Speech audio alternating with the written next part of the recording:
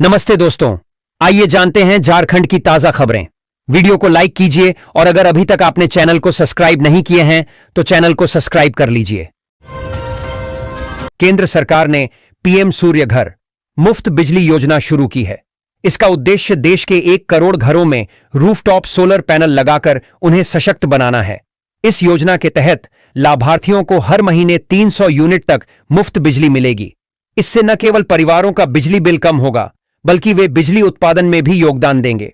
सरकार solar panel लगाने के लिए सब्सिडी 78,000 रुपए तक भी दे रही है, जिससे यह आम जनता के लिए किफायती हो सके। यह पहल देश को ऊर्जा आत्मनिर्भरता की ओर ले जाने और हरित भविष्य को बढ़ावा देने का एक महत्वपूर्ण कदम है। धनबाद में छठ पूजा के दौरान ट्रैफिक पुलिस ने विशेष रूट चार्ट जारी किया है। 27 और 28 अक्टूबर को पूजा टाकीज से सिटी सेंटर तक वाहनों के प्रवेश पर रोक रहेगी। मेमको मोड़ से आने वाले वाहन लूबी सर्कुलर रोड से जाएंगे। बरटांड बस स्टैंड से बसों का परिचालन नहीं होगा। बसें मेमको मोड़ से चलेंगी। रांची रेलवे स्टेशन पर यात्रियों की संख्या 60,000 से अधिक हो गई है। त्योहार को देखते हुए 20 विशेष ट्रेनें चलाई जा रही हैं। यात्रियों की सुविधा के लिए स्टेशन पर होल्डिंग एरिया बनाया गया है, जिसमें पीने का पानी और शौचालय जैसी सुविधाएं हैं। सुरक्षा के लिए वॉर रूम स्थापित किया गया है, जहां से सीसीटीवी कैमरों से निगरानी रखी जा रही है। सहारा इंडिया के लाखों निवेशकों के लिए यह राहत भरी खबर है कि उनका फंसा हुआ पैसा अब मिलना शुरू हो गया है। माननीय सुप्रीम कोर्ट के निर्देश पर सरकार ने सीआरसीएस सहारा रिफंड पोर्टल लॉन्च किया है। इसके माध्यम से निवेशक ऑनलाइन आवेदन कर अपनी जमा राशि का एक हिस्सा शुरुआत में 50,000 रुपए तक वापस पा रहे हैं। यह कदम वर्षों के इंतजार के बाद निवेशकों के लिए उम्मीद की एक नई किरण है। झारखंड सरकार ने शहरी पेयजल आपूर्ति योजनाओं को 2025 तक पूरा करने के लिए टास्क फोर्स का गठन किया है। यह टास्क फोर्स निजी एजेंसियों को तकनीकी सहायता प्रदान करेगा और विभिन्न विभागों से समन्वय स्थापित करेगा। बोकारो, गढ़वा, रांची, साहिबगंज और देवघर में 80% काम पूरा हो चुका है। सरकार का लक्ष्य है कि नए साल में लोगों को स्वच्छ जल पहुंचाया जाए। जमशेदपुर में छठ पर्व की तैयारियां जोरों पर हैं।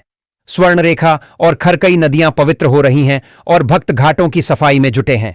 दोमुहानी से लेकर बागबेड़ा तक हर तरफ आस्था का माहौल है और व्रती परिवार अर्घ्य की वेदी सजाने में लगे हुए हैं। घाटों को साफ किया जा रहा है ताकि छठ पूजा शांतिपूर्वक की जा सके। भारतीय रिजर्व बैंक आरबीआई ने चेक क्लियरेंस के नियम में बड़ा बदलाव किया है। अब यह प्रक्रिया बैच आधारित से बदलकर सतत समाशोधन प्रणाली पर आधारित होगी। यह परिवर्तन 4 अक्टूबर 2025 से लागू हुआ है, जिसका मतलब है कि चेक अब 1 या 2 दिन की बजाय कुछ ही घंटों में क्लियर हो सकता है। यह कदम ग्राहकों के लिए त्वरित फंड उपलब्धता सुनिश्चित करेगा, जिससे देश भर में लेन देन की गति और दक्षता बढ़ेगी। छठ पर्व पर यात्रियों की सुविधा के लिए रेलवे ने चक्रधरपुर मंडल में 5 विशेष ट्रेनें चलाने का फैसला किया है। ये ट्रेनें विभिन्न रूटों पर चलेंगी, जिससे बिहार और उत्तर प्रदेश जाने वाले यात्रियों को सुविधा होगी। रेलवे ने समय सारणी और मार्ग की जानकारी भी जारी कर दी है, जिससे यात्रियों को टिकट बुकिंग और यात्रा में आसानी होगी। केंद्रीय वाणिज्य मंत्री पीयूष गोयल ने बर्लिन में कहा कि भारत व्यापार समझौतों को लेकर कोई जल्दबाजी नहीं करेगा। उन्होंने स्पष्ट किया कि भारत किसी भी ऐसे व्यापारिक साझेदार की शर्तें स्वीकार नहीं करेगा जो उसे किसी अन्य देश के साथ संबंध रखने से रोके। पीयूष गोयल ने व्यापार समझौते पर भारत का रुख स्पष्ट किया। बोकारो थर्मल पावर प्लांट में सप्लाई मजदूरों की यूनियन झारखंड श्रमिक संघ के एक प्रतिनिधिमंडल ने गणेश राम के नेतृत्व में गुरुवार को सूबे के नगर विकास एवं आवास विभाग के मंत्री सुदिव्य कुमार सोनू से रांची स्थित उनके आवास पर मिलकर उन्हें डीवीसी के सप्लाई मजदूरों की समस्याओं को लेकर 7 सूत्री मांग पत्र सौंपा। संघ के प्रतिनिधिमंडल ने मंत्री से कहा कि पावर प्लांट में बिजली उत्पादन की व्यवस्था को सुचारू रखने वाले सप्लाई मजदूरों के साथ अब तक अन्यायपूर्ण रवैया डीवीसी प्रबंधन के द्वारा अपनाया जा रहा है। प्रदेश भाजपा अध्यक्ष व नेता प्रतिपक्ष बाबूलाल मरांडी ने राज्य के वरीय प्रशासनिक अधिकारियों की कार्यशैली पर नाराजगी जताई है। श्री मरांडी ने कहा कि गुरुवार की सुबह लगभग 11 बजे उन्होंने जनसरोकार से जुड़े एक मामले में बात करने के लिए बोकारो जिले के एसपी, डीसी और एसडीओ को फोन किया और कराया, लेकिन सभी के नंबर ऑफ थे। उन्होंने कहा कि अगर दिन के 11 बजे जिले के शीर्ष अधिकारी ही संपर्क से बाहर हों तो यह बताने की जरूरत नहीं कि सरकार कितनी गंभीरता से काम कर रही है और ऐसे अधिकारी कितने गैर जिम्मेदार हैं। झारखंड तंजीम के तत्वावधान में गुरुवार को झारखंड तंजीम के हिंद पीढ़ी 3rd स्ट्रीट में वृद्ध नागरिकों के लिए कार्यक्रम हुआ। इस दौरान राष्ट्रीय वयोश्री योजना के तहत राज्य सरकार द्वारा वृद्ध नागरिकों के बीच निःशुल्क व्हीलचेयर और अन्य सहायक उपकरणों का वितरण किया गया। कुल 70 जरूरतमंद लोगों को व्हीलचेयर, कान की मशीन, कमर बेल्ट, कुशन, घुटना बेल्ट, छड़ी डेढ़ी आदि दिए गए। इससे पूर्व कार्यक्रम की शुरुआत मुफ्ती कमरे आलम के तिलावते कुरान से हुई। इस मौके पर मुख्य अतिथि स्वास्थ्य मंत्री डॉ इरफान अंसारी ने कहा कि जल्द ही झारखंड के सभी जिलों में रिहैबिलिटेशन सेंटर, पुनर्वास केंद्र की स्थापना की जाएगी। झारखंड में वृद्धों को आर्थिक सुरक्षा प्रदान करने के लिए सर्वजन पेंशन योजना के तहत वृद्धावस्था पेंशन दी जाती है। इस योजना का मुख्य उद्देश्य 60 वर्ष या उससे अधिक आयु के नागरिकों को मासिक वित्तीय सहायता देना है। हाल ही में सरकार ने सभी महिलाओं और अनुसूचित जाति जनजाति के पुरुषों के लिए यह आयु सीमा 60 से घटाकर 50 वर्ष कर दी है। लाभार्थियों को प्रतिमाह 1000 रुपये की राशि सीधे उनके बैंक खाते में मिलती है, जो उनके बुढ़ापे को सहारा देने में मदद करती है। यह योजना राज्य के कमजोर वर्ग के जीवन स्तर को बेहतर बनाने में महत्वपूर्ण कदम है। भारत सरकार ने युवाओं को रोजगार योग्य बनाने और आत्मनिर्भर बनाने के लिए प्रधानमंत्री कौशल विकास योजना 2025 पीएम कौशल विकास योजना की घोषणा की है। इस योजना के तहत युवाओं को मुफ्त स्किल ट्रेनिंग दी जाती है और ट्रेनिंग अवधि के दौरान उन्हें हर महीने 8000 रुपये तक की आर्थिक सहायता भी प्रदान की जाती है। यह योजना विशेष रूप से उन 15 से 45 वर्ष के बेरोजगार युवाओं और युवतियों के लिए है जो अपने भविष्य को मजबूत करना चाहते हैं। आईआईटी आईएसएम के केमिकल इंजीनियरिंग विभाग के प्रोफेसर अरुण कुमार सामंता ने hackathon on carbon capture technology 2025 में सेकंड रनर अप का स्थान हासिल किया है। यह हैकाथॉन सीएमपीडीआई रांची, जो कोल इंडिया लिमिटेड की सहायक कंपनी है, द्वारा कोयला मंत्रालय, भारत सरकार के तहत आयोजित था। यह प्रतियोगिता 23 से 25 जून 2025 तक हुई। पुरस्कार वितरण समारोह 4 सितंबर 2025 को मुंबई में हुआ। प्रोफेसर सामंता की टीम का चयन direct air capture DAC of greenhouse gases श्रेणी में किया गया। पूर्व मध्य रेल अपर महाप्रबंधक अमरेंद्र कुमार ने गुरुवार को Dhanbad coaching depot, crew lobby एवं रनिंग रूम का निरीक्षण किया।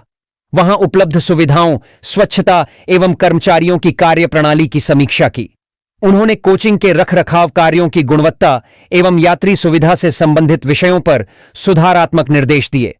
अपर महाप्रबंधक ने धनबाद डीआरएम कार्यालय में मंडल रेल प्रबंधक अखिलेश मिश्र सहित अन्य शाखा अधिकारियों के साथ बैठक कर परिचालन, सुरक्षा, संरक्षा एवं यात्री सुविधाओं से संबंधित विभिन्न बिंदुओं पर चर्चा की।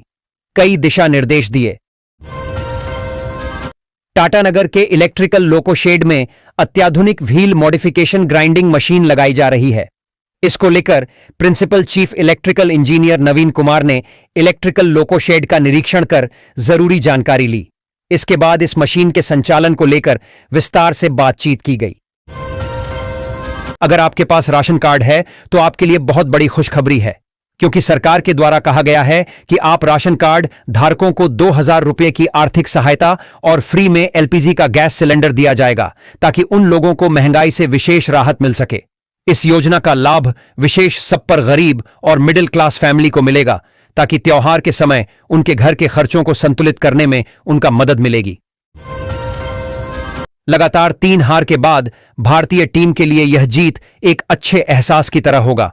अब सेमीफाइनल के लिए 4 टीमों के नाम का पता चल गया है। आज के मैच में मांधना और रावल के शतकों ने पहले भारत को बढ़िया शुरुआत दिलाया और फिर अंत में जेमी ने कमाल की पारी खेलते हुए एक अच्छे स्कोर तक पहुंचाया। गेंदबाजों ने भी अपना काम बखूबी किया, लेकिन भारतीय टीम की फील्डिंग अब भी चिंता का विषय है। उन्हें जल्द ही इस पार काम करना होगा। महिला वनडे वर्ल्ड कप 2025 में न्यूजीलैंड के खिलाफ भारतीय महिला वनडे टीम की ओपनर बल्लेबाज स्मृति मंधाना ने जोरदार पारी खेलते हुए शतक लगाया। इस वर्ल्ड कप में यह मंधाना का पहला शतक रहा और उन्होंने गजब की बैटिंग करते हुए सिर्फ 88 गेंदों पर अपनी सेंचुरी पूरी की। इस शतक के साथ मंधाना अब महिला क्रिकेट में सबसे ज्यादा शतक लगाने वाली बैटर बन गई हैं।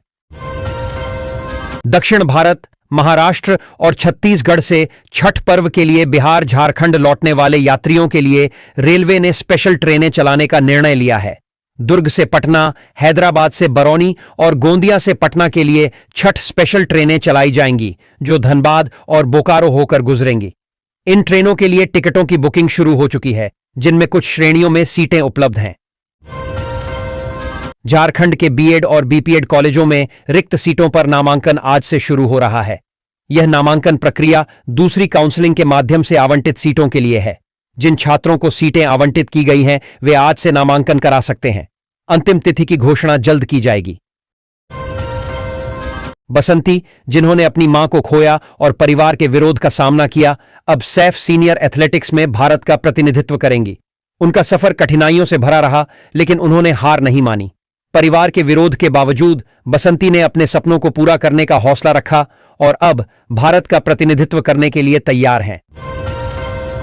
प्रवर्तन निदेशालय ईडी ने झारखंड में टेंडर कमीशन घोटाले का खुलासा करते हुए 44 करोड़ रुपए से ज्यादा की संपत्ति जब्त की है।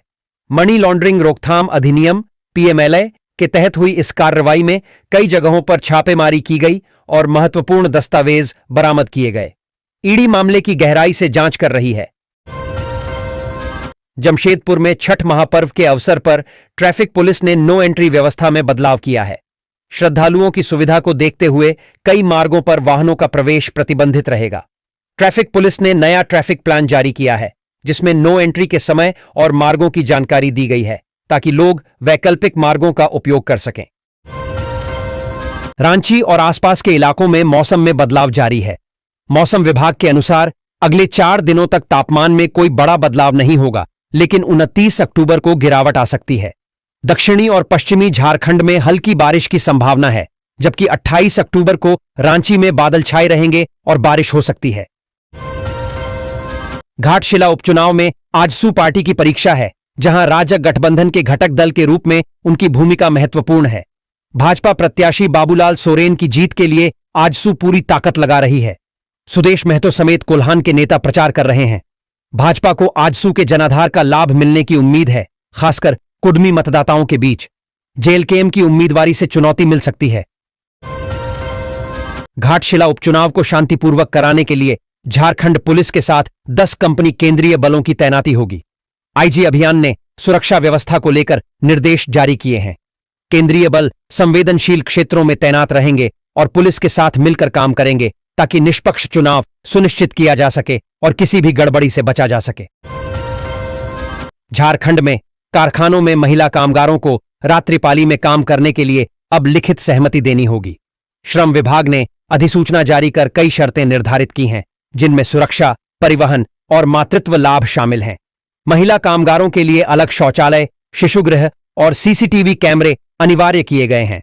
यह निर्णय कारखाना झारखंड संशोधन अधिनियम 2025 के तहत लिया गया है। घाटशिला उपचुनाव में आजसू पार्टी की परीक्षा है, क्योंकि वह भाजपा प्रत्याशी की जीत सुनिश्चित करने में जुटी है। कोल्हान में आजसू नेता प्रचार कर रहे हैं। भाजपा को आजसू के जनाधार और कुडमी वोटों से उम्मीद है, लेकिन जेएलकेएम की चुनौती भी है। पिछले चुनाव में गठबंधन पर सवाल उठे थे, इसलिए इस उपचुनाव के नतीजे महत्वपूर्ण होंगे। झारखंड के मुख्य निर्वाचन पदाधिकारी के रवि कुमार ने मतदाता सूची के विशेष गहन पुनरीक्षण एसआईआर की तैयारियों की समीक्षा की। उन्होंने 2003 की मतदाता सूची के साथ वर्तमान सूची की त्रुटि रहित मैपिंग पर जोर दिया। मतदाताओं को जागरूक करने और राजनीतिक दलों के साथ समन्वय स्थापित करने के निर्देश दिए। सभी दस्तावेजों को सुरक्षित रखने के लिए भी कहा गया है। झारखंड मुक्ति मोर्चा झामुमो घाटशिला उपचुनाव 2025 के लिए कमर कस रहा है। मुख्यमंत्री हेमंत सोरेन और कल्पना सोरेन संयुक्त रूप से मोर्चा संभालेंगे। पार्टी कार्यकर्ताओं को बूथ स्तर पर मजबूत करने और मतदाताओं तक पहुंचने की रणनीति पर काम कर रही है। झामुमो का लक्ष्य घाटशिला में जीत हासिल करना है, जिसके लिए कार्यकर्ताओं को जिम्मेदारी सौंपी गई है। डॉक्टर श्रीकृष्ण सिन्हा संस्थान सभागार में शुक्रवार की शाम डॉक्टर श्रीकृष्ण सिन्हा जयंती समारोह धूमधाम से मनाया गया। कार्यक्रम में बतौर मुख्य अतिथि चतरा के सांसद कालीचरण सिंह तथा विशिष्ट अतिथि के रूप में पूर्व आईजी सह भाजपा नेता लक्ष्मण प्रसाद सिंह उपस्थित थे। समारोह की शुरुआत अतिथियों द्वारा श्री बाबू की प्रतिमा पर माल्यार्पण के साथ हुई। विषय प्रवेश कराते हुए संस्थान के प्रधान सचिव डॉक्टर हरिबल्लभ सिंह आरसी ने कहा कि डॉक्टर श्रीकृष्ण सिन्हा ऐसे राष्ट्रभक्त थे जिन्होंने वकालत छोड़ स्वतंत्रता आंदोलन में अपनी सक्रिय भागीदारी निभाई।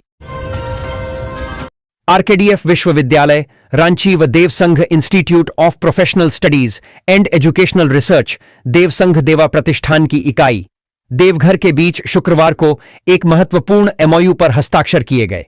यह एमओयू उच्च शिक्षा के क्षेत्र में पारस्परिक सहयोग, शैक्षणिक गुणवत्ता में सुधार और व्यावसायिक शिक्षा को सशक्त बनाने की दिशा में मील का पत्थर साबित होगा।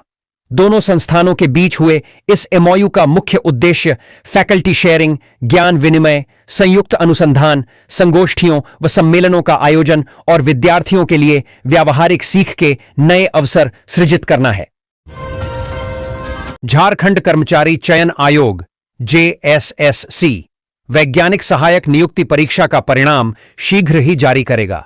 आयोग के अनुसार उम्मीदवार 28 तारीख से अंतिम मॉडल उत्तर देख सकेंगे। परिणाम JSSC की आधिकारिक वेबसाइट पर उपलब्ध होगा, जिससे उम्मीदवारों को अपने प्रदर्शन का अनुमान लगाने में मदद मिलेगी। झारखंड पुलिस बिहार विधानसभा चुनाव के उम्मीदवारों के आपराधिक रिकॉर्ड की जांच कर रही है। राजद प्रत्याशी सत्येंद्र शाह के बाद पुलिस अब अन्य संदिग्ध उम्मीदवारों पर ध्यान केंद्रित कर रही है। इसका उद्देश्य यह सुनिश्चित करना है कि चुनाव प्रक्रिया में किसी भी अपराधी को शामिल होने से रोका जा सके और निष्पक्ष चुनाव कराए जा सकें। भारत ने आखिरी वनडे में जीत दर्ज कर अपनी लाज बचा ली। भारत ने सिडनी में खेले गए आखिरी वनडे मैच में मेजबान ऑस्ट्रेलिया को 9 विकेट से करारी शिकस्त दी। ऑस्ट्रेलिया ने 2-1 से सीरीज अपने नाम की। रोहित ने नाबाद शतकीय पारी खेली। बिहार चुनाव में टिकट कटने से नाराज कई नेता बागी होकर निर्दलीय चुनाव लड़ रहे हैं, जिससे दलीय उम्मीदवारों की मुश्किलें बढ़ गई हैं। गोपाल मंडल, जय कुमार सिंह, ऋतु जायसवाल जैसे कई नेता निर्दलीय मैदान में हैं। इन बागियों के कारण कई सीटों पर मुकाबला रोमांचक हो गया है और दलीय उम्मीदवारों को हार का डर सता रहा है। निर्दलीय फैक्टर कई सीटों पर परिणाम बदल सकता है। इस साल सोने की कीमतों में भारी वृद्धि हुई है, जिससे यह निम्न मध्यम वर्ग की पहुंच से दूर हो गया है। लोग नए गहने खरीदने के बजाय पुराने गहनों को बदलकर नए बनवा रहे हैं। तनिष्क और रिलायंस रिटेल जैसी कंपनियों ने एक्सचेंज पर आकर्षक योजनाएं शुरू की हैं। धनतेरस पर कीमतें रिकॉर्ड स्तर पर पहुंच गईं, लेकिन बाद में गिरावट आई, जिससे ज्वेलर्स को राहत मिली है। ओल्ड इज गोल्ड की कहावत सच साबित हो रही है।